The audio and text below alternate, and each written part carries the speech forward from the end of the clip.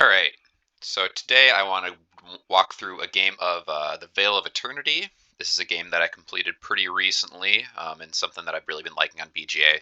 Like with many of the games I play in BGA, I found out about this game through the All Around League, which is a tournament that some community members put on like roughly twice a year. It lasts for like 3 or 4 months, and it's all turn based. You're split into groups and you play just a ton of different random games with a bunch of people. It's a lot of fun. Um, anyway, jumping into the actual game, Veil of Eternity is a pretty simple kind of card drafting and then resource management combo game. Each round of the game consists of a draft followed by you have two choices with each card. You can either sell it for resources or you can add it to your hand to play it later. Um, And so with that, this is a three-person game, and it's snake drafts. So my two opponents, I'll just call them Gray and Black. They have already picked the cards that they want to draft. So Gray has picked Burning Skull, and Black has picked Hestia. I might pronounce some of these names wrong. Some of them are a little bit weird. Um, Interesting first picks.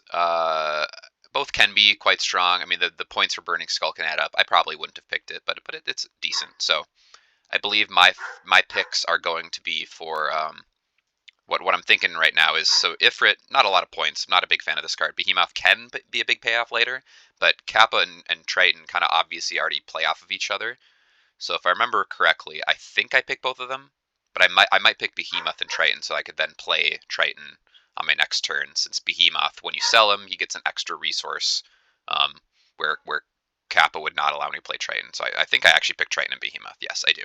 And then I think, yeah, so my opponent, Kappa and Ifrit.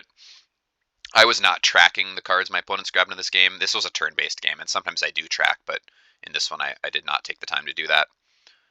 So I'm going to kind of skip through my opponents getting their cards. He does choose to sell Ifrit, which makes sense. Not a super strong card. I assume that yeah, he will tame both. Oh no, so he sells Kappa and tames Hestia. I guess Kappa's not all that strong either. So I'm going to sell Behemoth and tame Triton. Yep. So this sets me up to play Triton. Crucially, I do not play Triton this turn because there's no reason to. He doesn't offer me anything right now, so may as well hold him and wait and see what I get next turn. Okay, so jumping into round two, we've got a new draft going on now, and the first thing that I notice here is Heyte is extremely strong with Triton, where this effectively makes the blue gems, which are normally 3 for spending, are now 6, and then the 6s become 3s. But I'm going to get a lot of 3s this game because of how Triton works. So if I can get this Heyte, I'm in a good spot, and I do have second draft pick, and so my chances are pretty decent if Black does not choose to counter draft me here, and he does not. He picks Forest Spirit, also a very strong card, being able to discard anything and just getting points for its cost. Super strong ability, and you can sometimes even recycle this and use it multiple times. So I get to go next, and I'm obviously picking Heyte. It's an incredibly powerful card, and we're off to a great start. Gray picks Salamander. I think Gray is the one that grabbed Burning Skull last turn, so that makes sense. Yep, that's a decent combo. Get 4 points every turn. That adds up. It's over the course of 5 or 6 rounds, that's almost half the points you need to get to 60, which is how the game ends. He also picks Succubus. Makes sense. He already has a 1 and a 3, so he's kind of going for a red recursion strategy, which can pay off. But that does leave me with a blue still available, and given I already have Triton, which gives me blues every time I tame a blue card, I'm gonna, of course, pick the other blue card. So I don't know even if I'm gonna play Nessie this game, but just taming it gives me more gems than it would if I sold it. So that's just effectively, I want to pick every blue card from here to the end of the game because all of them are so strong once you have Triton. Green picks Mud Slime. Of course, tames Forest Spirit, and then decides to play Hestia. Or did he play Hestia last turn? No, he played Hestia this turn. Yep. All right. And that gives him room to take the Mud Slime gems as well. That's interesting. I feel like he probably wanted to keep Mud Slime, but yeah, I wasn't paying too much attention to my opponents for doing this game. I'm, of course, going to play Triton first. Summon Triton is the correct terminology. Apologies. And then once I tame both of the other 2 cards, I will then have 4 blue gems, which is an incredible start. I picked this game to make a video on, and so you can maybe expect some cool things. I do decide to summon Nessie right away. I think that makes sense. Start getting some points. It's not a lot of points, but it'll add up. Getting 8 points from card over the course of a game is pretty good, and I can expect this game to last at least 6 turns is typical. Games very rarely end in 5 turns. I'll link a guide in this. I read a guide from a guy named Andrew's. I don't know if it's Andrew Smile or Andrew Smile. He's an extremely good player on BGA, and he was the top of the Veil of Eternity for a while, and he wrote an excellent guide, which was a nice jump start into playing this game at a high level. So, of course, my opponent's going to draft both of these other 2 cards.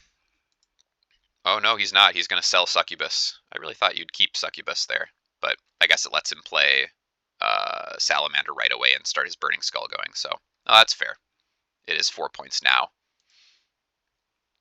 on further review. So, all right, I get my 2 points from Nessie, and let's jump into the next round once my opponents finish their end of turn effects.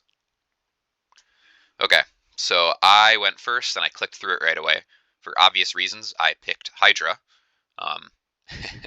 As soon as I tame Hydra, I will get 2 more blues, which I'm going to play Heyte this turn, and then Hydra will immediately replenish that, and I'll be capped on blues again. So I have 24 spending power already on turn 3, which is absolutely insane with Hydra still in hand. So we'll see where that gets me, but this is an excellent start for me. Gray picks Ember, makes sense. He can then use that on me, but I have Nessie as something to discard, so I don't care too much about that. And if I remember right, I think that actually ends up benefiting me later in the game. So opponents make their picks, and I'm left with Horned Salamander. No other choices, so I have to pick it. And I'm going to tame it because I have no other choices. Otherwise, I'll just waste all the gems. I probably won't use it in my hand, but there are cards that have discarding as a cost. So later in the game, sometimes having extra cards in your hand does pay, just to be able to discard them. Like I said, grab Hydra, replenish my blue gems. Full on space, and there's no reason I want to discard any of these, so we're good here, and I can end my turn. Jambool does take that purple card. He's probably thinking that he can kind of hit me with the blue discard, but it really doesn't impact me much. I'll just lose 2 points per turn from my Nessie, which is the one I really don't care too much about.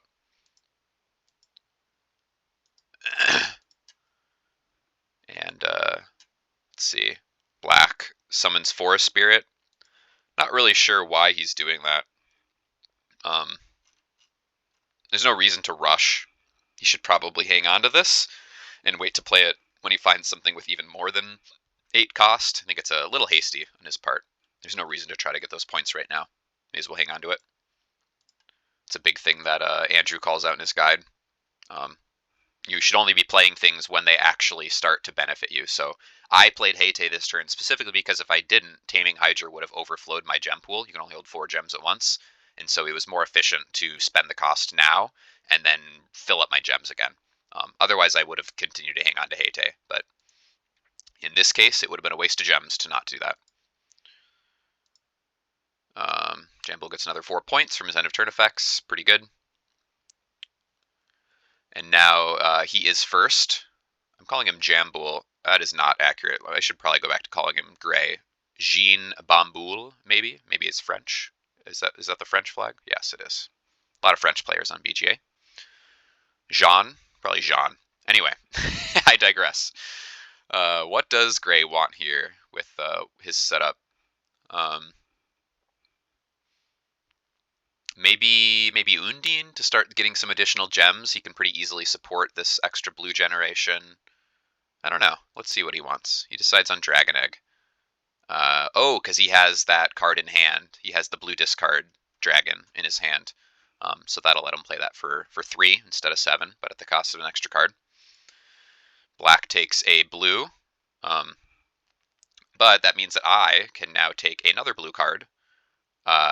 I think if I recall correctly, though, I choose not to here. So at this point in the game, it's important to identify kind of what you need and what you already have. I have a major excess of resources. So I'm capped out on gems. I can spend 24, and I can easily get more gems by playing Hydra as well.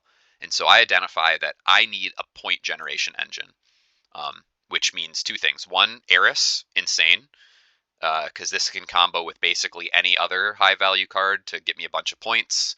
And I think my other pick is Cerberus, because Cerberus, at the cost of just one blue gem, will let me play additional cards. And I'm almost capped out on cards. And so getting extra room from Cerberus is actually really helpful right now. And so I believe I do pick Cerberus and Eris. And yep, I do. So that leaves black with Undine and gray with Hippogriff. Hippogriff can be a super powerful card in tandem with there's another wind card that when you play it, you bounce it and you gain points equal to wind. So you can go off with some good combos with Hippogriff, but I don't think we see that this game. Undine with Charybdis, also a pretty decent combo. You can get 5 every turn from Charybdis, which is nothing to scoff at. And he is set up to even play that, so you can start getting 5 per turn. I believe Gray will probably sell. Wait, what's he doing? Summons. Oh, this is when he makes me discard a blue, right? So he's going to pick me, and I'm going to discard Nessie. And I think this is actually good for me because it gives me more space. So I definitely. I mean, I'm not going to lose. I'm going to lose about 2, 4, 6-ish points, assuming I can gather a combo together. He does sell Hippogriff since he's doesn't have that combo available to me discussed earlier, and then black is going to probably tame both of these guys, and he does, and he'll probably play that Charybdis now and play the Undine now, and you can see in the log that that is in fact what he is doing, which makes sense. He can start getting points. All right, so I think at this point there's no reason for me to play anything else. I'm just going to tame these two guys and hang on to them until I can gather some larger combo is the hope. Something expensive that generates a lot of points is what I'm looking for, because I can afford it. And there are a lot of different expensive things that generate points, so I think my chances are pretty good of finding something. And we're just seeing end of turn effects. Black will get his 5 points. And now into the next round.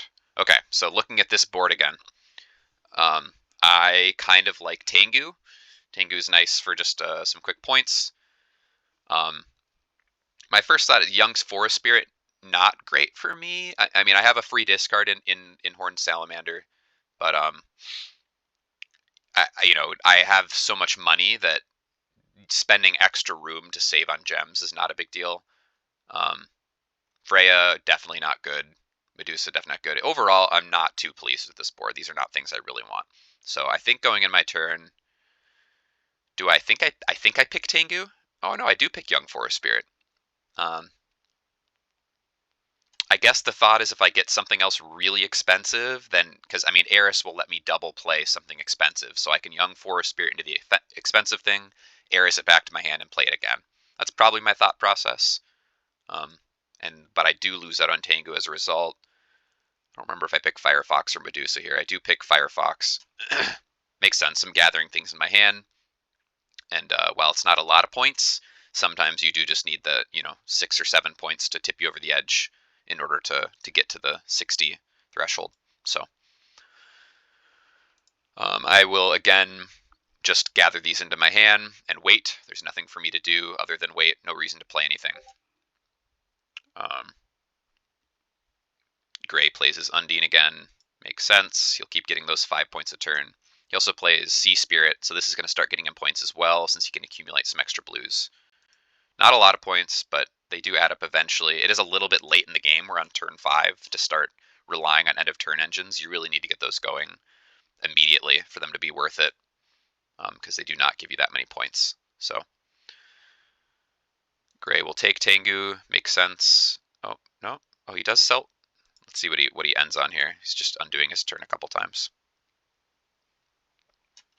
I assume he's definitely okay. So he wanted to sell it because he wants to get Freya in play, because Freya is getting him 3 points per turn, which is pretty solid. It's a little late, but that's it's solid. He'll get at least probably 6 points from Freya. Black will get 5 points again from 2 from Sea Spirit, and then also 5 from Charybdis.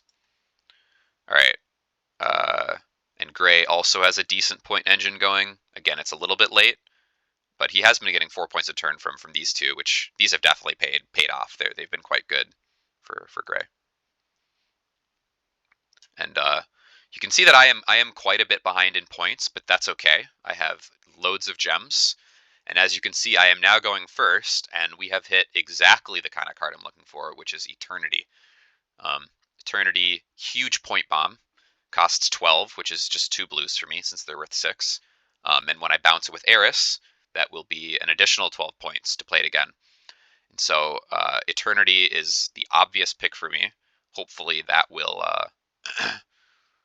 be enough that I can play Eternity a couple times and get at least close to 60, if not all the way to 60. So opponents, black does counter draft Water Giant, so I can't use that for additional blues for Triton.